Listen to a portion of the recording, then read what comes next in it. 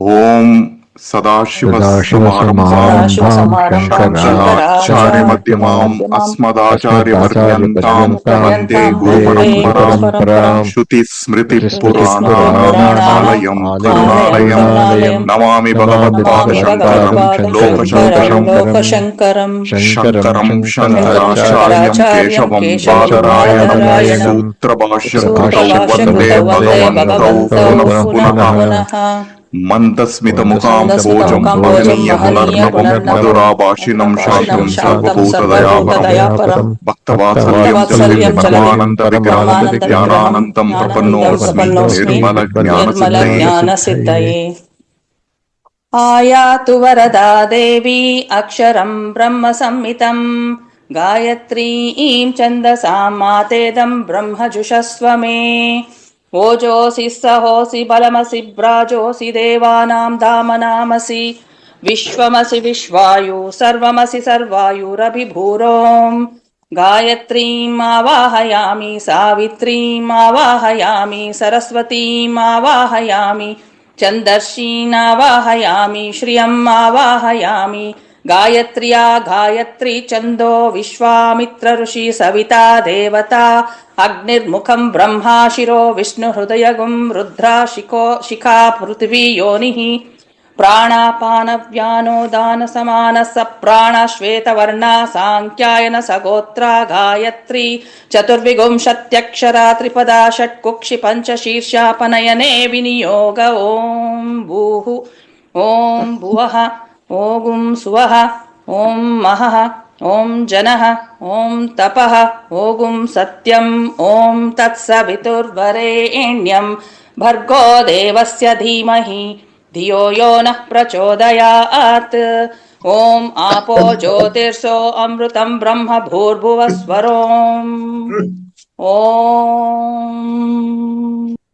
क्वणत्काञ्चीदामा करिकलभकुम्भस्तननता परिक्षीणा मध्ये परिणतशरच्चन्द्रवदना धनुर्बाणान् पाशं सृणिमपि दधाना करतलैः पुरस्तादास्तां नः पुरमतितुराहो पुरुषिका सुधा सिन्धोर्मध्ये सुरविटपिवाटी परिवृते मणिद्वीपे नीपो पवनवति चिन्तामणिगृहे शिवाकारे मञ्चे परमशिवपर्यङ्कनिलयां भजन्ति त्वां धन्याः कतिचन चिदानन्दलहरीम्.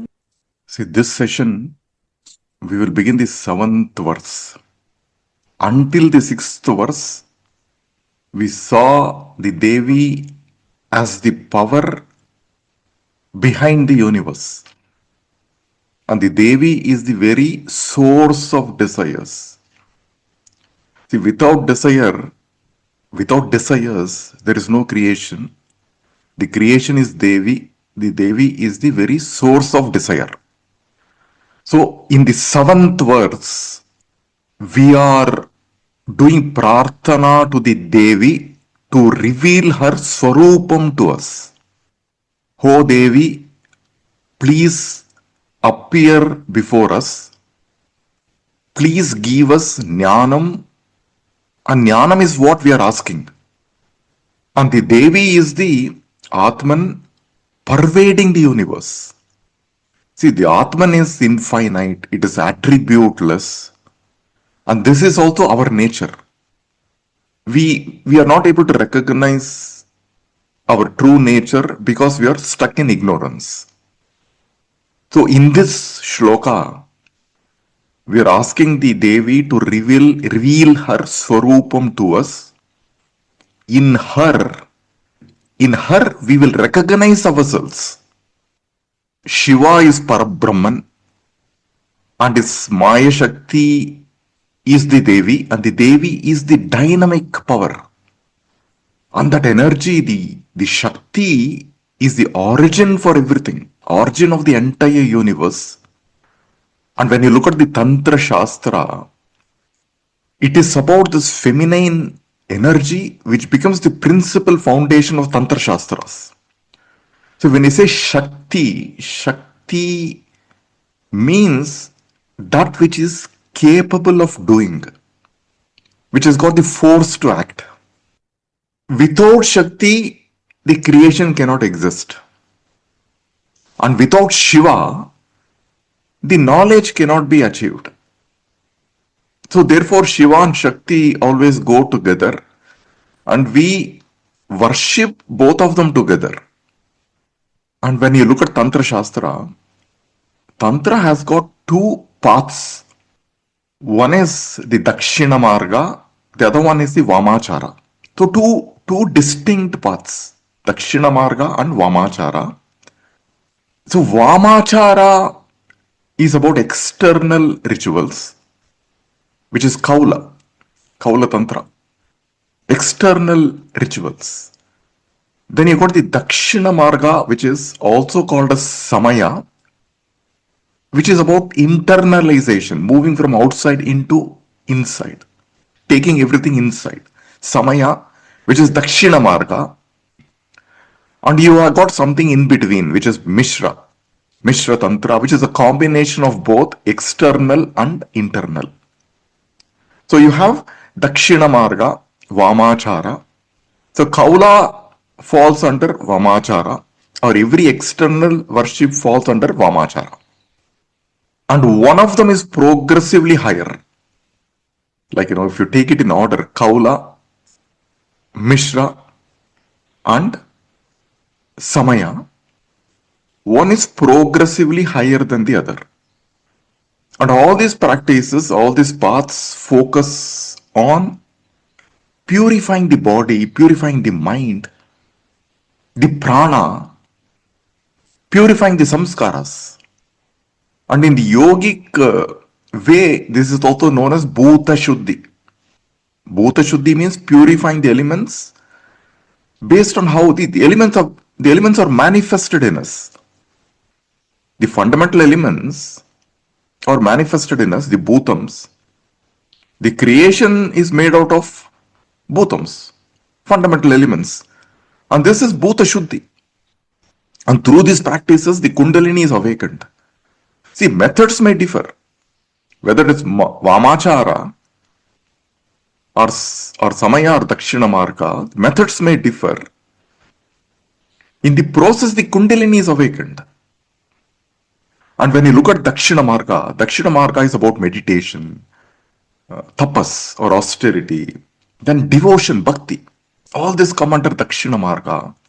Whereas, you look at Vamachara comprises of various practices.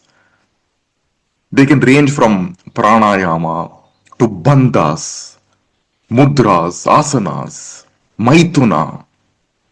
All these practices are used to reach the higher level of consciousness. When you look at Kaula focuses on Mūlādhāra. So Mūlādhāra is about controlling the lower aspects of existence, the lower desires, including physical needs. So the Kundalini Shakti in the Mūlādhāra is worshipped. Then you got the Mishra Tantra. Mishra Tantra focuses its practice on the Anahata Chakra, the fourth chakra, which is the Hridaya, the heart center, where devotion becomes paramount, devotion is practiced. So looking at Shakti as that feminine energy, the creative principle of the universe. So the Mishra Tantra practices are inner practices, mostly inner. As I said, Mishra is somewhere in between inner and outer. Many of the practices are inner practices. The inner practices are called as Antaryaga. Antaryaga, which essentially what essentially it means is to bring that mind into one-pointed concentration, Chitta Ekagrata. Whereas if you look at certain practices like the pujas, all the rituals, they are also done in the field of the mind. You say Manasika Puja, isn't it? mental rituals. So these pujas are done internally with that bhavana, with a bhavana of devotion, a bhavana of non-attachment. And this Manasika puja does not involve any external objects. And the energy and the Kundalini is awakened. The Kundalini is awakened from Mūlādhāra to Anahata. In Anahata, the sadhaka experiences a relationship with the divinity, brings the divinity into the heart. Heart is also buddhi. When you say hridaya, hridaya also means buddhi as well. So bring the divinity into the Anahata and worship the divinity there. Have that communion with the divinity. So Mishra Tantra. Then you got Samaya Tantra. So Samaya seeks to practice at the Sahasrara. You are aware of it, right? Sahasrara is the seventh chakra, which is the crown of the head. So when the Kundalini ascends towards the upward journey, Urdhvaretas. So every chakra is illumined by the awakened Kundalini. So the meditators of this Samaya Tantra, they focus on the Agnya chakra, after which the Antaryaga, the inner practice is done in the Sahasrara. In the Sahasrara, it is Srividya, Tripura Sundari. So Samaya Tantra is ultimately a very deep communion with the Shakti, the creative force of the universe. It is beyond the ritualistic sense. See, worshipping through rituals, when you look at this aspect of Samaya Tantra, it goes beyond the rituals. It brings an intense joy in the sadhaka. And that joy cannot be expressed. It is beyond time. It is beyond causation, karana. It is beyond space. Where the sadhaka becomes a child, now holding the hands of the mother. Not only the mother, when I say mother also, father is also included in the mother. Both are the principles of universe, isn't it? Both Shiva and Shakti, they are the principles of universe. Father and mother. So the sadhaka here is holding the hand of the mother. And by holding the hand of the mother, the sadhaka is seeing the oneness everywhere. There is no dvaita, there is no duality at all. This is the aspect of Samaya. So Samaya comes from Samayam Yati. Samayam Yati, which essentially means that Shiva and Shakti are one and the same. This signifies the oneness of everything. This signifies the oneness of creation. And this is the highest tantric tradition, focusing on internalization of everything. It is Satvika worship, very pure form of worship. And Sri Vidya is closely associated with Samaya or Samayachara. However, Sri Vidya has also both the Kaula and Samaya. So a simple way to understand is that the external worship is associated with Kaula and the inner is Samaya. So this much you can understand. See, if you look at the next shloka, the shloka 8, it begins with Sudha Sindor Madhye, in the middle of the ocean of nectar. Sudha Sindor Madhye. So what is this ocean of nectar? It indicates the Brahmarandra, the sthaanam to meditate on the Devi. Whereas this Shloka-7, which we are beginning in today's session, sets the stage to visualize the Devi within ourselves to meditate. So we are saying, the Shloka is saying, let the Devi who resides in the Manipuraka shine in Anahata. I meditate on the Devi in my heart, my hridaya, the Daharakasha. So this shloka sets that foundation. Before we go into shloka 8. So Manipuraka is the sthaanam of Kameshwara as Tripurāntaka. You're very familiar with Manipuraka. Is that right? And in Manipuraka, the Devi is one with Parameshvara. She is Nitya Yuvati. When you say Yuvati means youngster. It essentially means someone who doesn't age. Someone who doesn't age is eternal. Eternity is the Devi, is the nature of the Devi.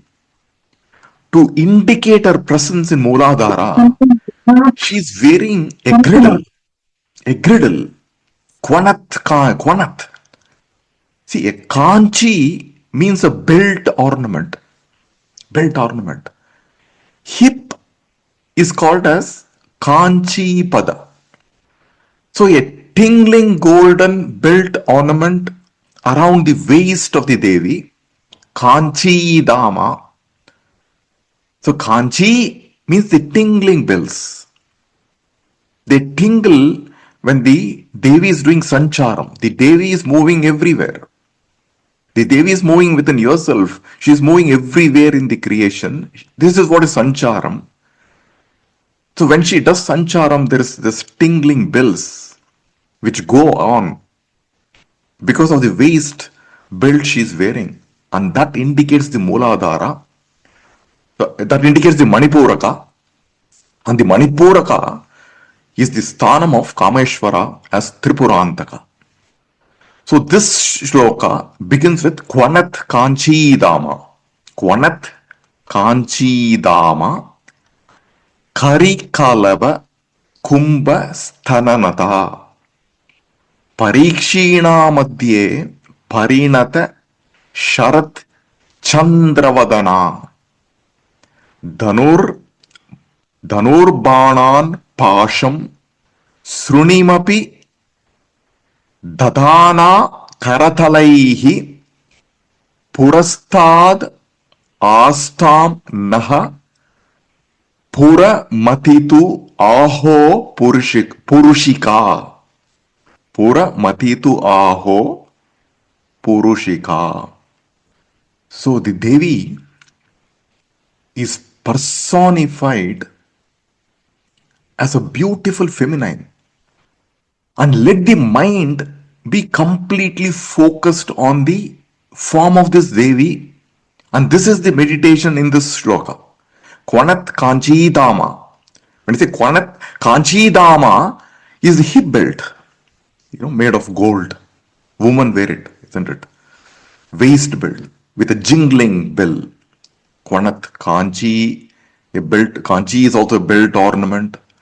As I said, hips are also known as Kanchi Pada. So Kanchi Dama, Kanchi, and these belts are tingling, the ringing around her waist belt. All these belts. And the tingling is the Shabda which is heard in the 72,000 nadis in the body where she is doing sanchara. Kwanat Kanchi Dama. See, Devi is also called as Mani Mekala. Another name. See, Mani is bell, right? Mekala is girdle. Daman is also girdle. You also say Dama. When you say Dama, Dama is also a twisted rope is Dama. So Krishna is tied by Yashoda with a rope because he was mischievous. Hence Krishna is called as Damodara. Udara is stomach. Damodara, a name for Krishna. So Kanchi has another meaning. So Kanchi is a place where Kamakshi dwells. See, the earth is Bhuma Devi. The navel of the earth is Kanchipuram.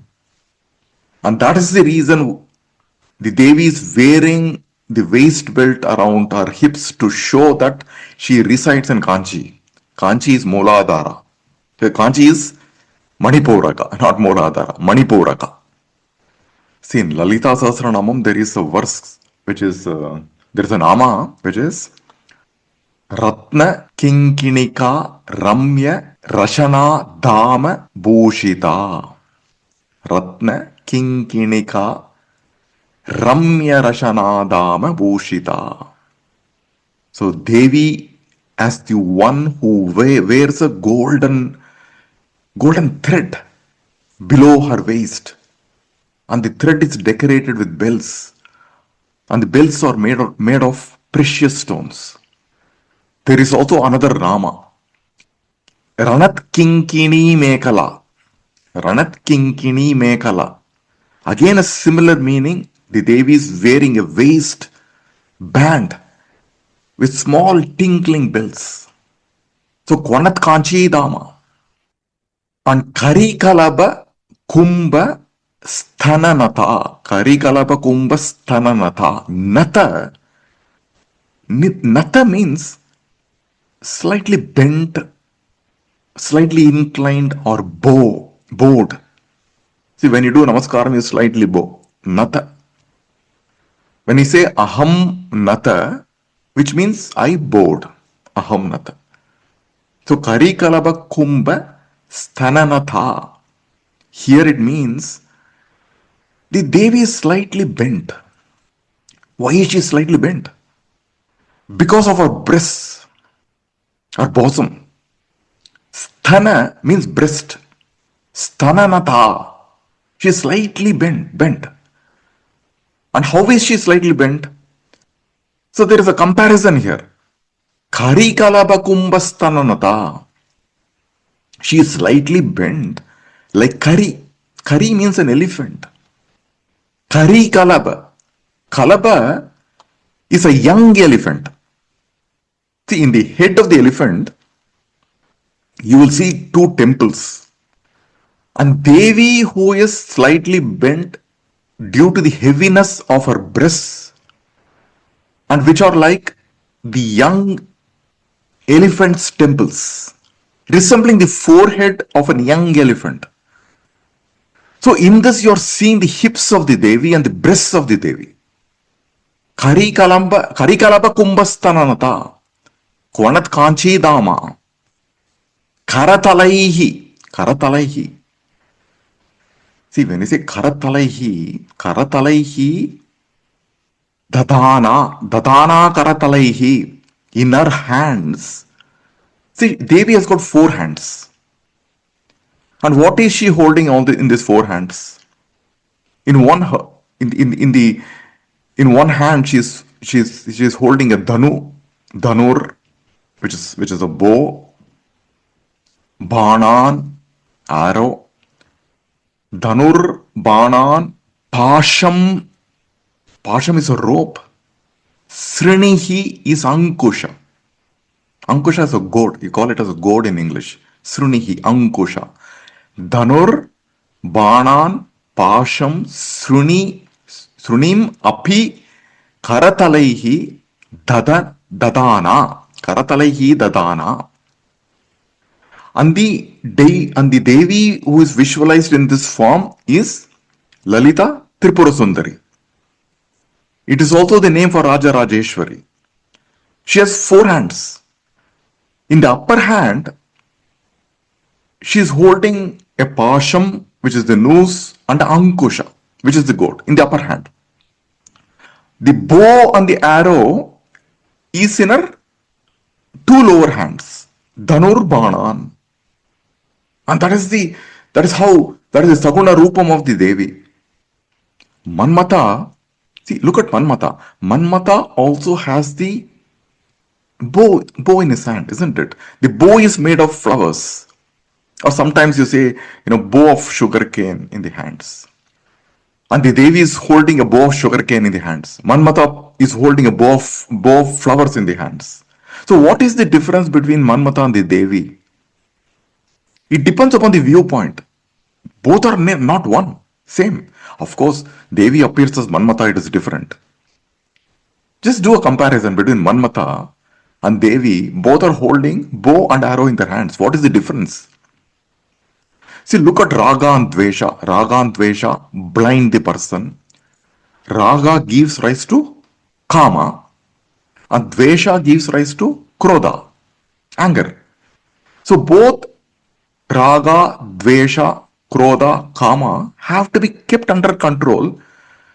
So the Devi is in the form of Raga and Dvesha, and at the same time she is the remover of Raga and Dvesha, and that is the Leela of the Devi. Unless we suffer in Maya, you will never come out. If you're in Swarga Loka, everything is beautiful. You don't have any compulsion. You will enjoy life.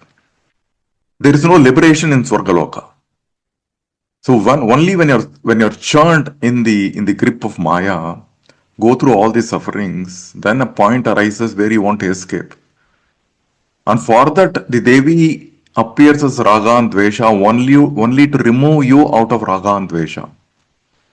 And the Raga and Dvesha blind the person. And anger is also another form of Devi. When he says Sruni is the Ankusha. Look at the nature of anger. Anger burns the person, not the one who is in the front. See, sometimes you are angry, you exhibit your anger to somebody in front of you. The anger burns you, not the person in the front. The person in the front will walk away, but the anger will continue to remain inside you. And with her Sruni, she destroys our anger. And the desire is in the form of the Devi's Pasham, the noose. See, Yama also has got a Pasha. A mother too has a Pasham on her son or daughter, on her children. Both have got Pasham. Both the mother has got Pasham, the Yama also has got Pasham, but the Pasham blinds the individual. Both of them blind the individual or bind the individual. Both bind the individual.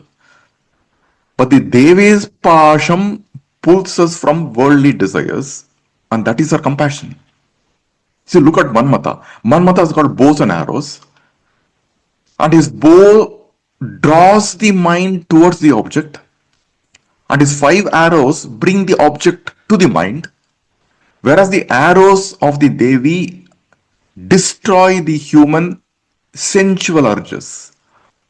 And her sugarcane bow brings sweetness to the mind. Pasham. Pasham is also the symbol of mind. Her arrows signify the 5 tanmatras. See, this is how you need to really look at, Manmatha and Devi. Both are holding the arrow and bow in their hands, but the context is different. The purpose is different. The change of weapons in a place changes the context. See, look at this way. There's a difference between a thief and the doctor. The thief is also holding a knife. A doctor is also holding a knife. But the context is different. When a thief is holding the knife, you will have fear. You will have restlessness.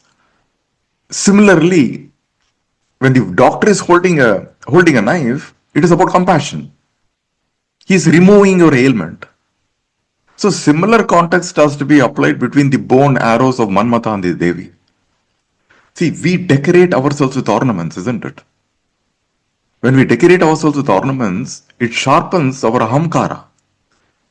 Whereas when you decorate the Devi with the same ornaments, it strengthens your bhakti. See the context, the ornaments are same. So the flower arrows in her hand graces with the control of senses. And the bow she is holding in the hand, the sugarcane bow, brings sweetness to our mind. She destroys our ahamkara. Like how Shiva destroyed the Tripura with the power of the Devi. So the Devi is the Chit Shakti, she bestows jnana to us. See, look at a honeybee, right? The honeybee has got 6 legs. The individual also has got 6 karanas. The honeybee lands on a flower with its 6 legs and sucks the nectar. The individual with the 6 karanas must dwell on the feet of the Devi and taste the nectar of Ananda. See, what are these six karanas the individual has? The five senses and the mind. The mind is the sixth one. So these are the karanas. Very similar to the bee. So the individual has to suck the nectar from the feet of the Devi, like how the bee sucks the nectar from the flower. So this shloka is visualizing the Devi in this form. And this shloka is a great shloka for meditation. Shiva fell for the Devi, and hence the Devi is known as Shivakama Sundari. She is Kameshwari, isn't it? She is also known as Shivakama Sundari. Shiva fell for the Devi. And the Devi is whom? The Devi is Purushika. Purushika. So who is Purushika? Shiva is Purusha. What makes Shiva Purusha? The power of the Devi makes Shiva as Purusha, and that's why the Devi is known as Purushika. Purusha without Shakti is powerless. You can say she is the masculine in the Purusha. And Shiva becomes the destroyer of the three Puras, Tripura, by the power of the Devi. And Shiva is omnipotent, Sarva Shaktiman, because of the power of the Devi. And Shiva is Tripurāntaka. And Manipuraka is the sthaanam of Kameshwara's Tripurāntaka. And the Devi is one with Parameshvara here in Manipuraka. So Tripura Sundari is known as Tripura because her mantra has got three bijaksharam. Some of you are already meditating. Three bijaksharam. And these three bijaksharam relate to the three states of consciousness. The Jagrata Avastha, the Swapna Avastha, and the Sushupti Avastha. So Tripura, because her mantra has got three bijaksharam representing the three states of consciousness.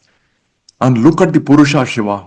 Shiva is also known as Tripura Mathana. Tripura Mathana. Shiva churns the mind. Mathana. You say Mathana. Samudra Mathana. Because Shiva churns the mind with the bijaksharam, meditates on the bijaksharam of Tripura, the three bijaksharam, churns the mind with the bijaksharam, and what emerges out of the mind is Navanitam, the nectar. And this Tripura also represents, the human bodies, the Sthula Shariram, the Sukshma Shariram, and the Karana Shariram. And Shiva as Tripurāntaka symbolizes the destruction of the three limitations, the three Purams. We do Sancharam in all the three Purams, isn't it? So Shiva's Tripurāntaka is the destroyer of these limitations, which essentially means destroying the Maya, destroying the Ahamkara, to unite the individual with the Supreme Consciousness. So Purushika, the Devi is Purushika. Purushika, the power of the Devi makes Shiva as Purusha. And the Devi is what? The Devi is Parameshiva's. She is Purushika. But she is Parameshiva's Aho Purushika. What is Purusha? Purusha is Aham. Aham is Purusha. Aho is an expression like Ascharyam, right? Ascharyam. Aho, Ascharyam. That Aho is indescribable. It is very subtle. Aho is also Aham. When you say Aho Purushika, Shiva is Aham. The Devi is also Aham. Shiva is Ishvaraha because of the Devi. Aho Purushika. Pura Matitu. When you say Pura Matitu, is Kameshwara's. It is Kameshwara's. Kameshwara's Aho Purushika. So when you say Aho Purushika, it signifies the Shiva Shakti Aikyam. You shouldn't have even a single element of doubt in the mind that Shiva and Shakti are two different. And this Aho Purushika does the Aikyam of Shiva and Shakti. One cannot be without the other. One cannot exist without the other. So Purushika, Aho Purushika. So where is this Devi? In front of us. Purastad, Nahapurastad, in front of us. So when you say Astam is, she's always present. Even though she's also in the front, she's everywhere. You need not have to look for her, go in search of her. She's right in front of you. Purastad. She's always present. Astam, may you be present. When you say may you be present, give me that mind which can recognize you. You're already in front of me. Give me the mind which can recognize you. We are asking her to reveal the jnanam to us. When you say Purastad, Astam. So this is a very beautiful prarthana. So reveal your presence to us. You're hidden from my sight because of my own ignorance. Remove my ignorance. Give me jnanam. Reveal your presence to me. Reveal your presence to us. Puramatitu Purushika Naha Purastad Astam. And the Devi is one with Kameshwara in the Manipuraka. And the sadhaka brings this aspect into his hridaya and meditates. The sadhaka reflects Kameshwara and Kameshwari resident in the Manipuraka in his hridaya or in her hridaya and meditates. Parikshina madhye. When you say parikshina madhye, the physical form of the Devi is described. Parikshina madhye. And the Devi is what? The Devi is looked upon as the mother of the universe. Right? She feeds all of us. She feeds everything. She feeds the plants, the vegetation, the sun, the moon, the herbs. She brings in medicines and feeds us. She brings in nutrients to feed us. Many, many things. She nourishes everything in the creation, and we draw the energy from this nourishment. She nourishes us. She also sustains us. And that's why the Devi is known as Annapurna. Annapurna is what? Mother. Mother who nourishes. And her breasts are not suckled like ordinary breasts. She nourishes the universe without her breasts getting suckled. And that is the nature of Annapurna. See, if you go to Tiruvannamalai, the Devi is called as Unnamalai Devi. Specifically in the Arunachaleshwara temple. And the name Unnamalai means unsuckled breasts. She is also known as Abhita Kuchambal. Abhita Kuchambal in Sanskrit, it signifies the breast which is not drunk, and represents the goddess Parvati here, and she feeds the universe. So when you say Parikshina Madhye, it describes the physical form of the Devi over here. Parikshina means slender. Madhye points to her waist, a slender waist. Parikshina Madhye. And all this are her Lakshanam. She has all this Samudrika Lakshanam. See, in astrology, there is this Samudrika Lakshanam. Samudrika Shastram is there in astrology. So the Samudrika Lakshanam, it's about the body features of a man or a woman. And based on the body features, the personality or the characteristics of the individual is interpreted. How the person will behave and so on. Based on the features of the body. This is called a Samudrika Lakshanam. Samudrika Shastram. So, it is said that Kanchipuram is her navel and the girdle goes around her waist, and she is the personification of Bhuma Devi. And her waist is very, very slender, very slender. Parikshina Madhye, slender waist. Kshina also means lean and slender. Her slender waist is the entire visible universe. The universe is infinite. The visible universe to us is definitely finite. It is slender. It also means the entire visible universe. So Parikshina Madhye, and she is Aho Purushika. And look at the face of the Devi. Her face is like this autumn moon. Sharat Chandravadana. Parinata Sharat Chandravadana. Chandravadana is the autumn moon. Sharat Kala Chandraha. Sharat Chandraha. It's not an ordinary moon. It's an evolved moon. Beautiful moon. It's a full moon. And her face is like a beautiful autumn moon. Sharat Chandra. It's a metaphor. When you say Sharat Chandra, it's a metaphor for divine beauty.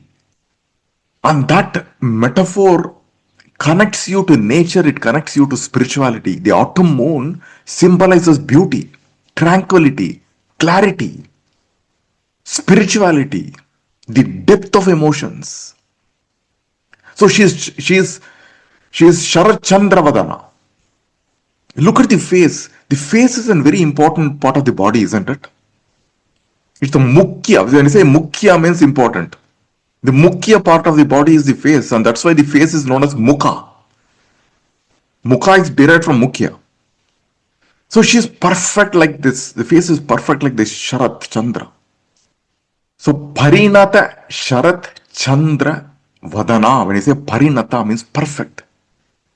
Parinata Sharat Chandra Vadana. So we saw her hips with a tingling golden belt around her slender waist, her bosoms, her breasts, and her face is like Parinata Sharat Chandra Vadana. Parinata, perfect, full, ripened. And who is this Devi? Aho Purushika, Aho Puramatitu Purushika. So she leads her grace to Shiva. And based on that, Shiva becomes Sarva Shaktiman, omnipotent. So Naha Purastad Astam, may she be there in front of us. Let her reveal herself to us. May she shine in front of us.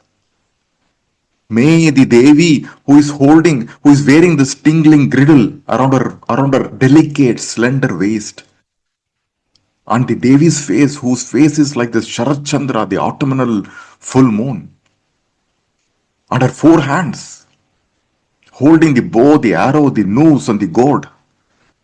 And you meditate the Devi in this form in our inner vision. And the Devi is present along with Kameshwara and Manipuraka. You bring that into Ranahata and meditate. And this is the essence of this shloka. Very beautiful shloka. Now we go into the next shloka, shloka 8. Shloka 8 continues. Shloka 8 continues. So Sudha Sindor Madhye Sura Vitapi Vati Parivrite Manidvipe Nipo Pavanavati Chintamani Gruhe Shivakare Manje Paramashiva Paryanka Nilayam Bhajanti Tvam Danyaha Katichana Chidananda Lahari.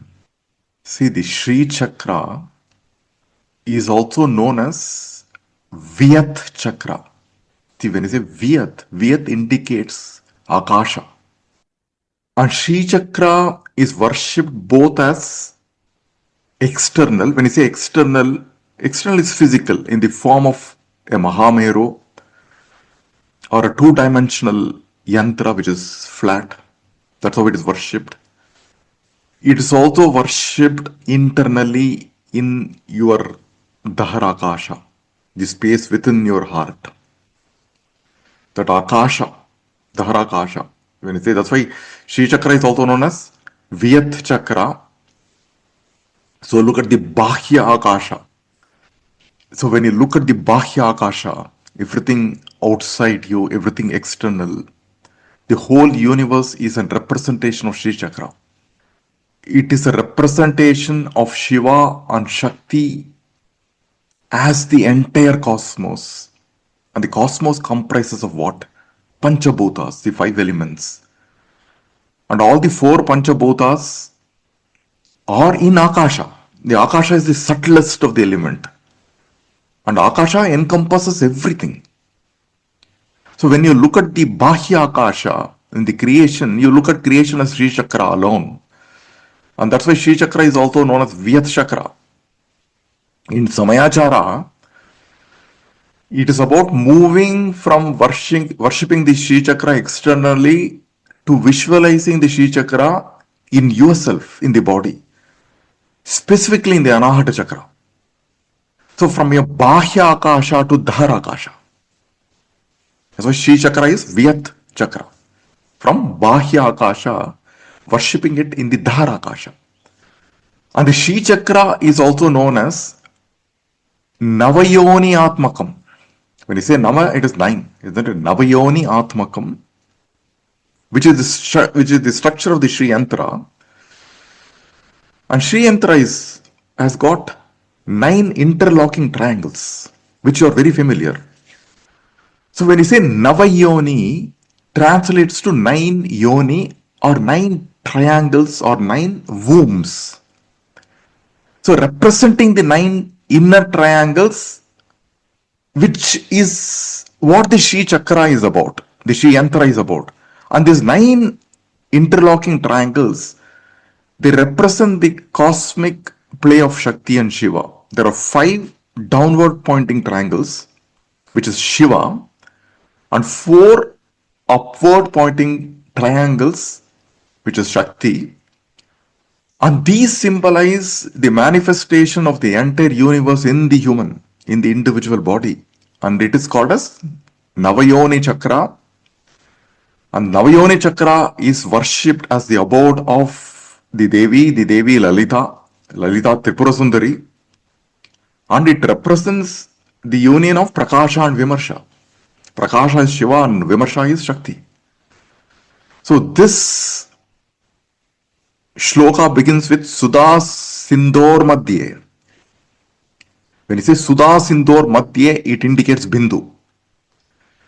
And which is where the mind must rest for dhyana. In the Bindu. And this shloka describes the Devi's cosmic geography.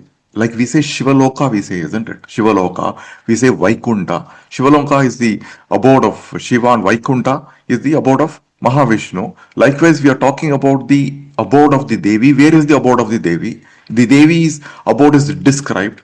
When the description of the Devi is given here, you need to look at the yourself. It is not somewhere outside you.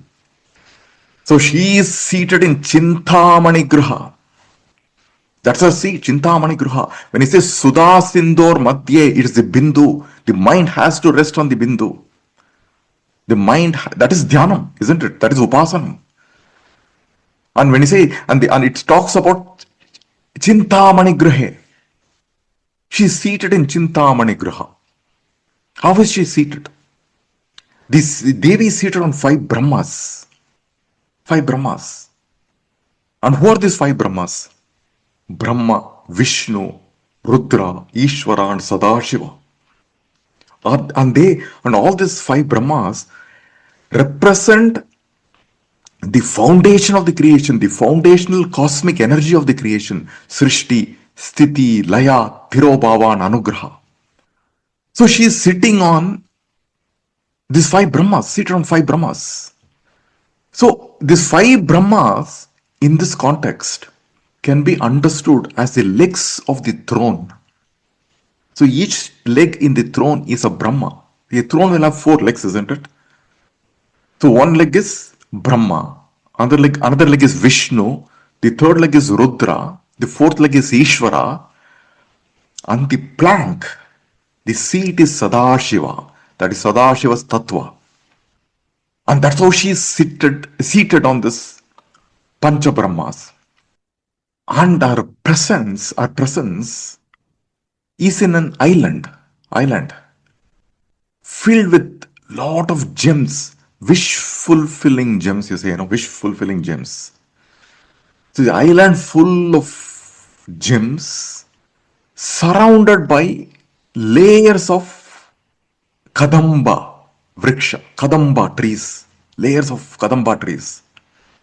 So you talk about Srishti is Brahma, Sthiti is Vishnu, Laya is Rudra, Ishvara who wields Maya. All these are four legs of our Simhasana.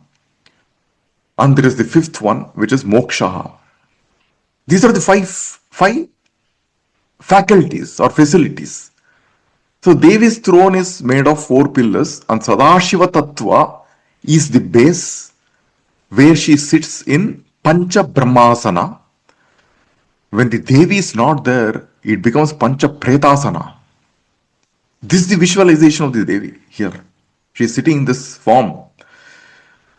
And why this visualization? The visualization is about awakening the Kundalini within yourself. See, look at us.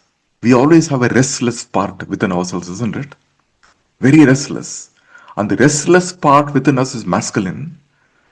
And the masculine must dissolve in the feminine. It's about letting go. It is about awakening the feminine, awakening the Kundalini within us for liberation. So the Navayoni must be visualized and meditated upon in the Bindu. So in the Sri Chakra Pradesha, there are 5 yonis pointing downwards or Shakti Swarupam. This has to be visualized. How these 5 yonis have to be visualized within yourself? 5 yonis. The 5 yonis pointing downwards or Shakti Swarupam. They must be visualized as Kalpa Vriksha. And in the middle is Udyanavana filled with Kadamba Vriksha, Manidvipa, and Chintamani Graha. So these are the 5 yonis pointing downwards. And the 4 yonis pointing upwards are Shivasvarupam. So the throne or the plank on which she is sitting is Sadashiva Tattva, supported by the 4 legs of Brahma, Vishnu, Rudra and Ishvara. The sadhaka must meditate on the Devi sitting on Sadashiva. So 5 triangles pointing down, 4 triangles pointing up. There are 43 interlocking triangles in Sri Chakra. And the Devi as Kundalini rises from Mūlādhāra. She rises like a lightning and glows in Anahata. Anahata is also known as Surya Mandala. She rises from Mūlādhāra, glows in Anahata. She rises further to the Bindu Chakra and she nourishes the 72,000 nadis from the Bindu Chakra. Then she descends down to Mūlādhāra and rests in Mūlādhāra as the Kundalini Shakti in the state of Yoga Nidra. So this is the visualization. I know you all attended the Rudra Yamala Tantra or Vijnana Bhaira Tantra for over a year, and in that there is one sutram which talks about Amulat Kiranabhasam Sukshmat Sukshmat Taratmikam Chintayetvam Dvishat Kante Shyam Yantim Bhairavodayaha. So in this verse, it is said in the sutra, it begins with Amulat Kiranabhasam. When you say Amulat indicates the Mūlādhāra. Let the mind be focused on the Mūlādhāra, Chintayetvam, visualize the Prana Shakti, the Prana Kundalini in the Mūlādhāra, resembling like the rays of Surya, the sun, Kiranabhasam. And the rays are traveling upward. As they travel upward, they become subtler and subtler, sukshma, sukshmataratmika. And the rays which are rising from the Mūlādhāra, the Kundalini rays are rising, they dissolve in Brahmarandhra. The Brahmarandhra is another point for visualization. This is also known as Dvadashanta. It is 12 fingers from Agnya Chakra. That is Brahmarandhra. And that's where she is visualized, in the Brahmarandhra. When you say Dvishat Kante in this, see, Dvishat means 2 times 6, which is 12. 12 from the Agnya Chakra.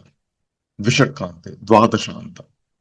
So the rays of Kundalini, which is rising like the sun, dissolve in Brahmarandhra, where you realize the ultimate.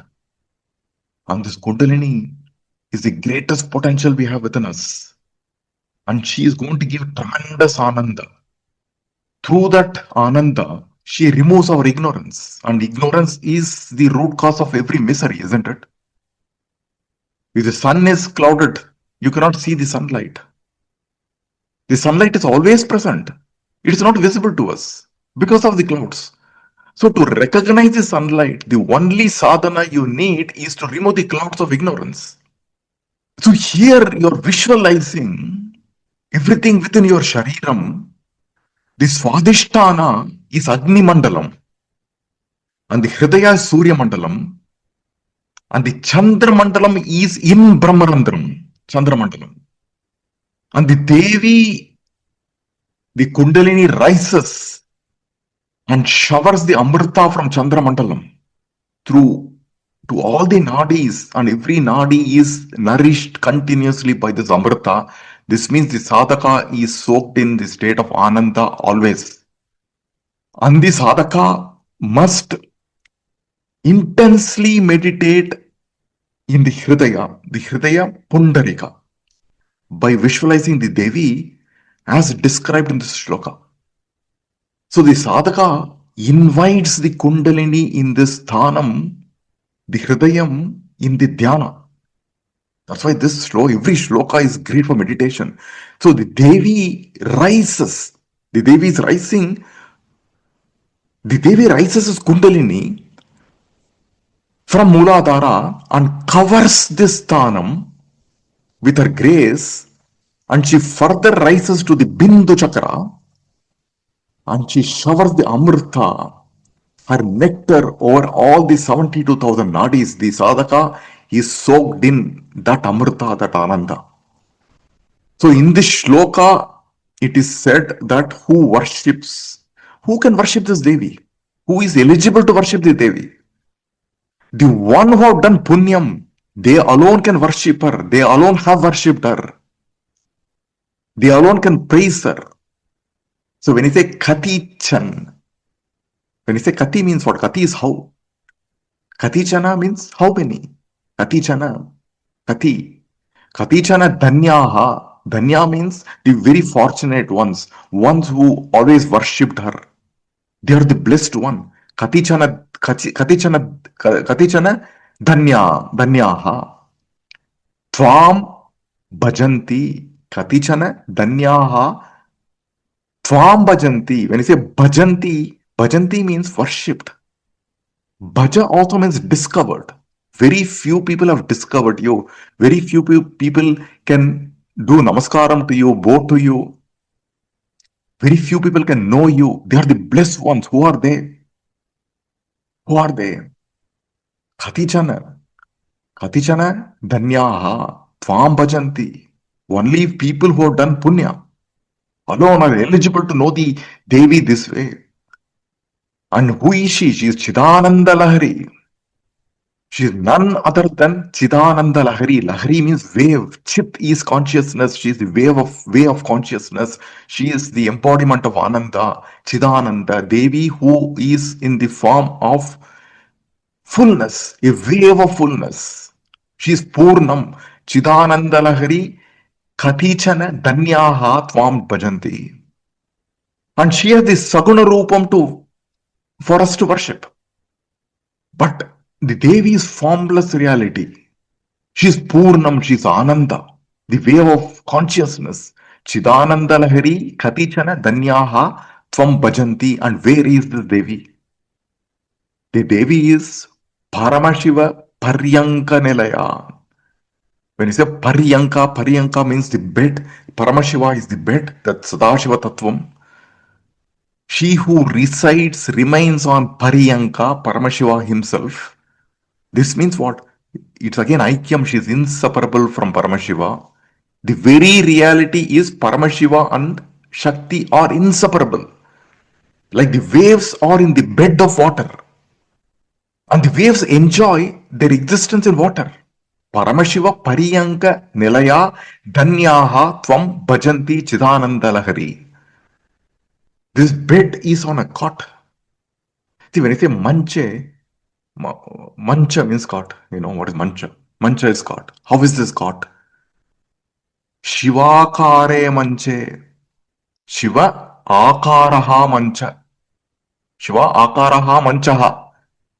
So she is residing in the bed of Parameshiva in the cot manche of auspiciousness. This cot of auspiciousness. Auspiciousness means what? Happiness, ananda, Shivakara manche. So in Devi Bhagavata Purana, Devi Bhagavati divides her body into two parts. From the right part, she creates Sadashiva. That's what is described. And the divine couple seated on Pancha Pretasana, or she is sitting in Pancha Pretasana, in asana which has got Sadashiva as the plank, Ishvara, Rudra, Vishnu, and Brahma as the four legs. That's how she's sitting. And they are served by many yoginis. Yoginis are serving her. Some are fanning the Devi. Some are holding a mirror. Some are offering betel leaves. See, betel leaves flavored with camphor. You offer to the Devi, they're offering it.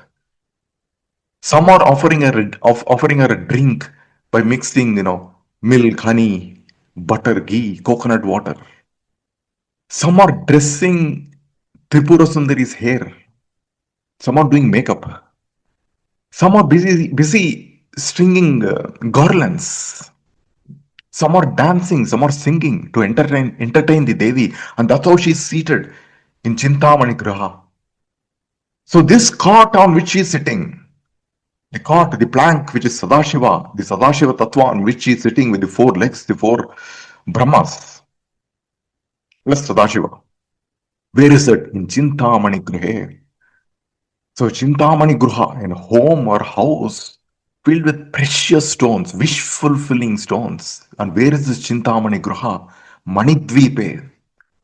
It's in an island of precious gems. So we can visualize this island of precious, colorful gems having a beautiful garden. Nipo Pavanavati. See, when I say Nipa Pavanavati, see, Nipa is garden. Uppavanavati is Kadamba trees. An island of Kadamba trees filled with precious stones. Manidvipe. Manidvipe is the abode of this Mahadevi, which is portrayed as the highest existence. And where is this Manidvipa? Sura Vitapi Vati Parivrite. Sura Vitapi Vati Parivrite. This Manidvipaha is surrounded by the garden of trees, Sura Vitapi Vati. Heavenly trees, Sura Vitapi. When you say Vati, Vati is garden. Surrounded by many gardens of celestial trees. Sura is Devaloka. Sura Vitapi Vati. And where is the Sura Vitapi Vati? In the middle of the ocean of nectar. Sudha Sindor Madhye. Sudha Sindoho Madhye. There are so many trees, including Kalpavriksha, surrounded by gardens of beautiful celestial trees.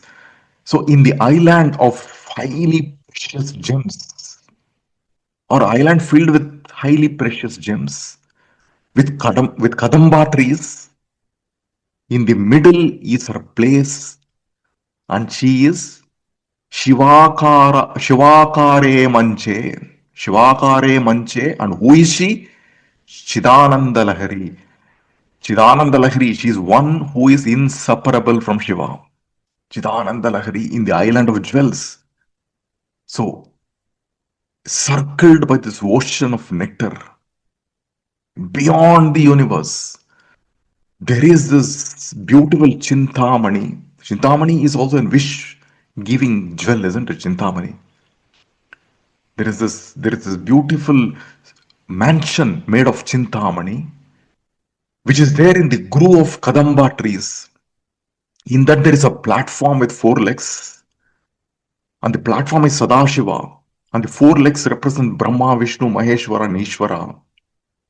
And on it sits the non-transcendental Tripura, who is this eternal consciousness. Sudha Sindor Madhye. So when you say Sudha Sindor Madhye, this is the visualization in the middle of the ocean of nectar, and this indicates Brahmarandra. And Brahmarandra is the sthaanam to meditate on the Devi. So that Chintamani Gruhe is Brahmarandra, which is 12 fingers from Agnya Chakra, Dvadashanta. So that is the sthaanam to meditate the Devi. As I said, this Shloka number 7 and 8, you have to understand this together. Shloka-7 sets the stage to visualize the Devi within ourselves to meditate. So let the Devi who resides in Manipuraka shine in the Anahata. I meditate upon her in my heart, the Dhar Akasha. Sudha Sindor Madhye. So this is the essence of this Shloka 8. So we will stop here in this session.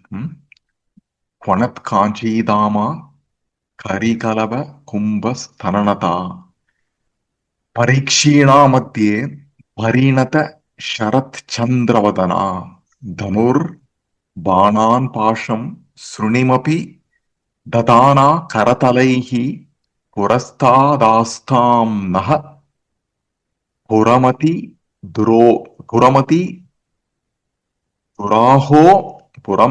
Turaho Purushika Aho Purushika Sudha Sindor Madhye Sura Vitapi Vati Parivrite Manidvipeni Po Pavanavati Chintamani Gruhe Shivakare Manche Parameshvara Paryanga Nilayam Bhajanti Tvam Danyaha Atichana Chidananda Laharim. Only those who have done Purva Janma Punyas alone get the opportunity to visualize the Devi in this manner, worship the Devi and bow to the Devi. Bhajanti Tvam Danyaha Katichana Chidananda Lahari. So we'll stop here. We'll continue in the next session.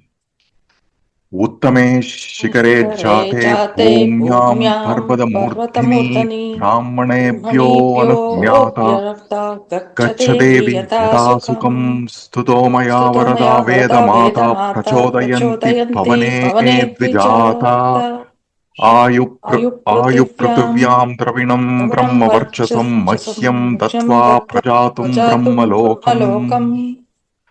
Om Sadashiva Samarambam Shankaracharya Madhyamam Asmadacharya Paryantam Vande Guru Paramparam Shruti Smriti Purananam Alayam Karunalayam Namami Bhagavad Pada Shankaram Lokashankaram